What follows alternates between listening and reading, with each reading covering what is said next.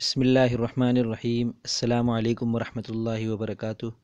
میں محمد اسامہ سرسری آپ کی خدمت میں حاضر ہوں۔ آپ دیکھ رہے ہیں اسامہ سرسری چینل۔ اس ویڈیو میں آپ حضرات کے کچھ سوالات کے جوابات دینے کی کوشش کروں گا۔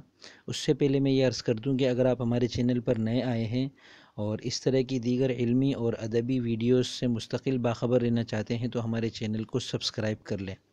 شروع کرتے ہیں۔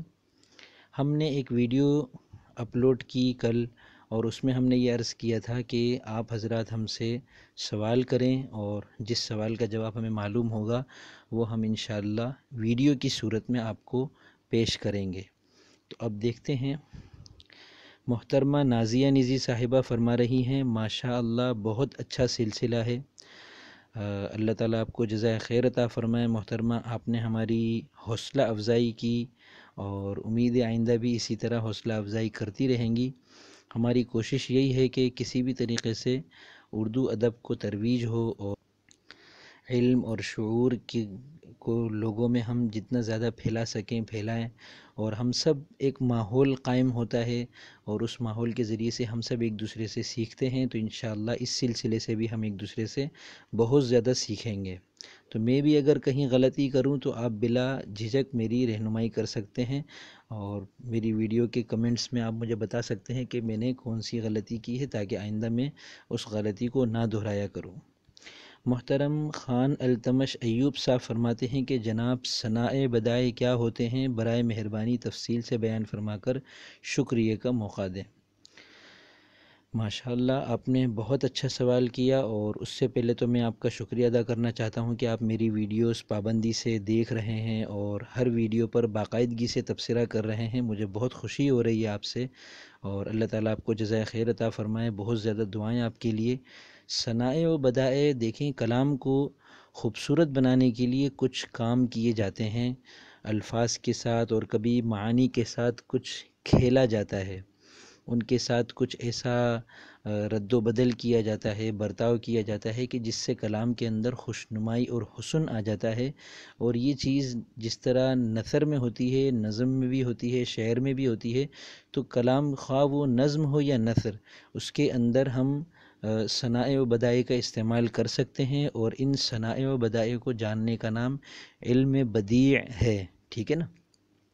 علم بدیع کافی تفصیلی ہے، اور اسے کتابوں میں بہت زیادہ شرح و بسط کے ساتھ علماء علم بدیع نے تحریر کر دیا ہے۔ آپ اس میں ضرور دیکھیے گا، اور میں بھی انشاءاللہ کوشش کروں گا کہ ایک ویڈیو باقاعدہ اس پر بناؤں کہ جس میں ثنائے و بدائے کا تفصیل سے ذکر کروں۔ اب وہ دیکھیے کہ اگر ایک ہی ویڈیو میں بن سکا تو ایک ہی ویڈیو میں بنا دوں گا، ورنہ اس کی جتنی بھی اقسام ہے 30-35، ان میں سے ہر ایک کے اوپر میں ایک چھوٹی چھوٹی مختصر ویڈیو بنانے کی مستقبل قریب یا بعید میں انشاءاللہ کوشش کروں گا۔ ٹھیک ہے نا؟ اچھا جی، محترم تیمور خورشید صاحب فرماتے ہیں، وعلیکم السلام سر زحافات کے متعلق تفصیل سے بتائیں کہ کن کن بحور میں استعمال کیے جا سکتے ہیں اور کیا کیا قواعد ہیں۔ جیسے اس بحر میں ایک شعر میں نے دیکھا زحافات کا استعمال کیا گیا ہے، جس کی انہوں نے بحر نیچے ارکان لکھ دیے انہوں نے۔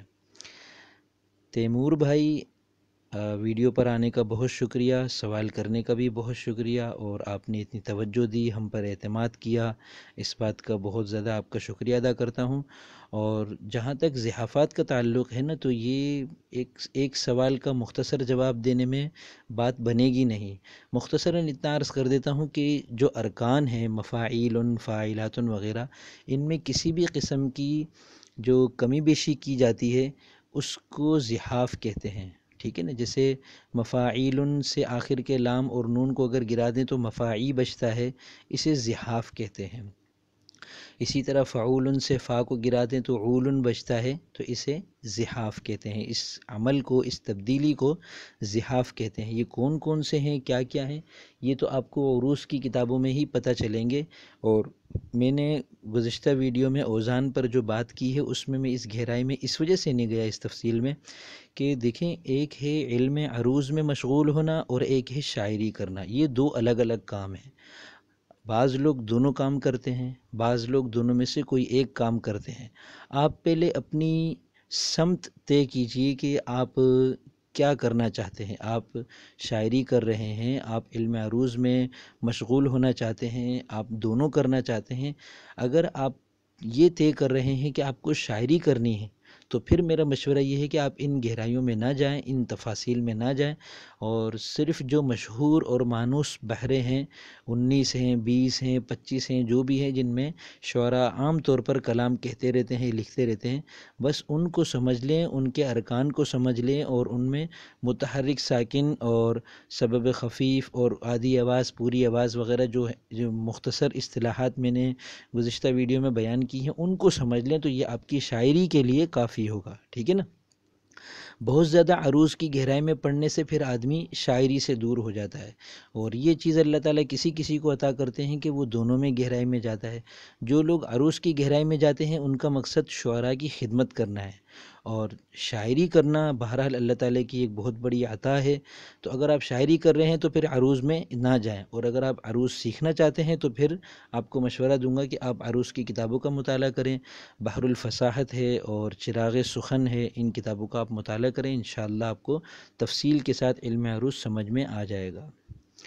جی، محترم سبطین رضا صاحب یہ فرماتے ہیں کہ فاعل مستفعل مستفعل مستفعل، فاعل مستفعل مستفعل مستفعل، سر یہ کون سی بحر ہے، اس کا نام کیا ہے، براہ کرم رہنمائی فرمائیں۔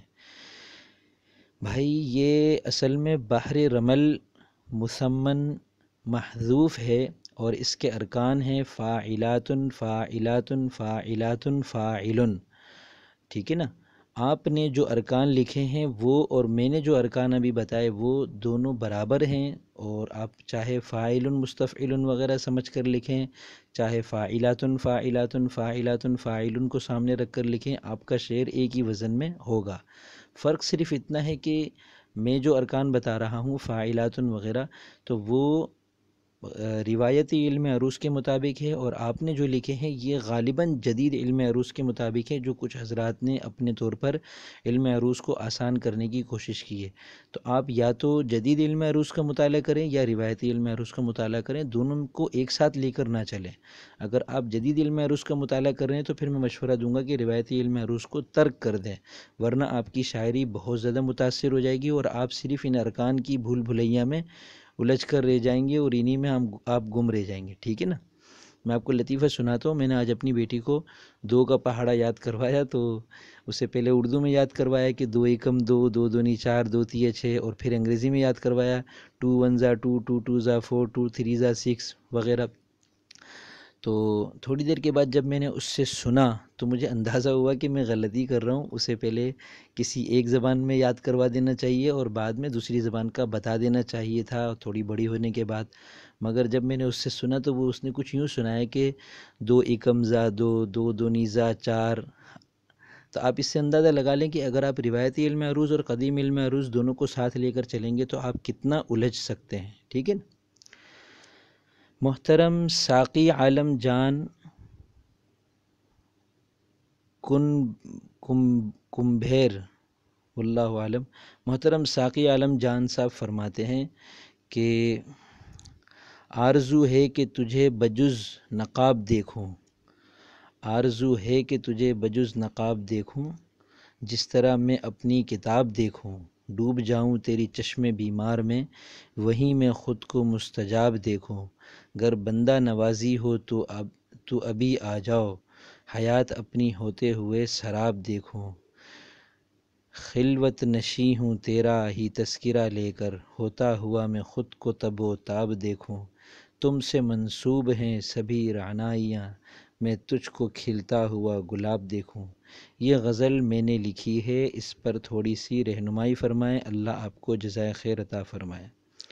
محترم ساقی عالم صاحب، اگر یہ آپ کی پہلی کوشش ہے یا ابتدائی کوششوں میں سے ہے تو آپ بہت زیادہ قابل تعریف ہیں، قابل تحسین ہیں، اور میں آپ کی بھرپور حوصلہ افزائی کرتا ہوں، آپ کے اس کلام پر، اس کاوش پر آپ کو خوب داد دیتا ہوں کہ آپ نے بہت اچھی کوشش کی ہے، اور اس میں اس کوشش کی خوبی یہ ہے کہ اس کے اندر قوافی درست ہیں، اور اس میں آپ نے ردیف دیکھوں رکھا ہے، بہت خوبصورت ہے، نقاب دیکھوں، کتاب دیکھوں، بہت پیارا لگ رہا ہے ماشاءاللہ، اور آپ کے اندر لکھنے کی صلاحیت بھی بھرپور نظر آ رہی ہے، بس تھوڑا سا ہمت کر کے آپ وزن شعری سیکھ لیں تاکہ آپ کے کلام جو ہے وزن میں آ جائے۔ مجھے ایسا لگ رہا ہے کہ یہ آپ نے کسی بحر کے مطابق لکھنے کی کوشش تو کی ہے، مگر یہ کسی بحر میں نہیں ہے، ٹھیک ہے نا؟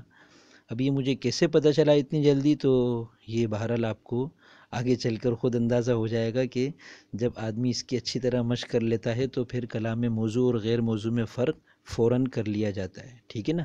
اور اس کے علاوہ کچھ اور بھی عیوب سخن ہیں جو اس کے اندر پائے جا رہے ہیں، اور جو کلام کے عیب شمار ہوتے ہیں ان کی باقاعدہ مشق کی جاتی ہے، ان کو دور کرنے کے لیے محنت کی جاتی ہے۔ اور آپ کو یہ بھی میں بتا دوں کہ جب آپ بالکل ابتدا میں لکھتے ہیں تو آپ کو ابھی اپنے لکھے ہوئے سے بالکل مطمئن نہیں ہونا چاہیے، نہ اس لکھے ہوئے کو کہیں اشاعت کے لیے دینا چاہیے۔ یہ آگے چل کر آپ کے لیے خود شرمندگی کا باعث بنے گا۔ ابھی آپ صرف اپنی مشق پر توجہ دیں اور کسی ماہر کو باقاعدہ اپنا کلام دکھائیں، اس کی غلطیاں معلوم کریں، اور میں آپ کو یہ کلام دیکھ کر جو باتیں کر رہا ہوں ان پر عمل کریں۔ یعنی سب سے پہلے وزن شعری سیکھیں، اور اس کے بعد پھر زبان و بیان کی چیزیں ہوتی ہیں، عیوب سخن ہیں کلام کے اندر، اور بہت ساری چیزیں دیکھی جاتی ہیں، ان سب کو آپ ایک ایک کر کے انشاءاللہ ان خامیوں پر جب قابو پا لیں گے تو اس کے بعد پھر آپ اطمینان سے اپنے کلام کو کہیں بھی شائع کرنے کے لیے پیش کیجئے گا، ٹھیک ہے نا؟ یہ بالکل ابتدائی طور پر آپ میرے پاس آئے ہیں تو میں آپ کے سامنے یہ باتیں عرض کر رہا ہوں، اور اس سے پہلے میں نے حوصلہ افزائی کی، میں آخر میں پھر آپ کی خوب حوصلہ افزائی کرتا ہوں کہ آپ نے دیکھیں یہ 5 اشعار لکھنے کی کوشش کی ہے، یہ بہت بڑی بات ہے۔ صاحب قلم ہونا اللہ تعالیٰ کی بہت بڑی نعمت ہے۔ اب اس نعمت کی قدر یہ ہے کہ آپ پورے طریقے سے اس کو سیکھیں، اس کی فنیات کو، اس کی باریکیوں کو اچھے طریقے سے سیکھیں انشاءاللہ، ٹھیک ہے نا؟ تھوڑی سی محنت کر لیں گے تو یہ چیزیں ساری آپ کے قابو میں آ جائیں گی۔ اور میں نے جو ویڈیوز اب تک بنا لی ہیں اردو شاعری کورس کے نام سے، 23 کلاسیں یعنی 23 ویڈیوز بنا لی ہیں، آپ ان کو اچھے طریقے سے دیکھیں تو ان میں تو آپ کو صرف 2 چیزیں سمجھ میں آ جائیں گی، وزن اور قافیہ۔ اور اس کے بعد بھی انشاءاللہ میں اپنی دیگر آئندہ کی ویڈیوز میں اور باتیں بھی بتاؤں گا، تو وہ آپ دھیان سے سنیے گا اور ان کے مطابق مشق کیجیے گا، تو یقیناً انشاءاللہ جب آپ اگلی کاوش مجھے پیش کریں گے تو اس میں تعریف کے قابل اس سے بھی زیادہ باتیں سامنے آئیں گی۔ تو امید ہے آپ حضرات کو یہ ویڈیو پسند آئی ہوگی، اور اگر میں نے کسی سوال کا جواب غلط دیا ہو تو میں ابھی سے معذرت خواہ ہوں، اور کسی کی دل آزاری ہوئی ہو تو اس کے لیے بھی معذرت خواہ ہوں۔ اور اب جو یہ ویڈیو میں آپ کے سامنے پیش کر رہا ہوں اس کے کمنٹ میں بھی آپ سوالات لکھ سکتے ہیں، میں اگلی ویڈیو میں انشاءاللہ آپ کے ان سوالات کا اسی طریقے سے جواب دینے کی کوشش کروں گا، اور یہ سلسلہ ہمارا چلتا رہے گا جب تک زندگی رہی اور اللہ تعالیٰ کی طرف سے توفیق ہمارے شامل حال رہی۔ السلام علیکم ورحمۃ اللہ وبرکاتہ۔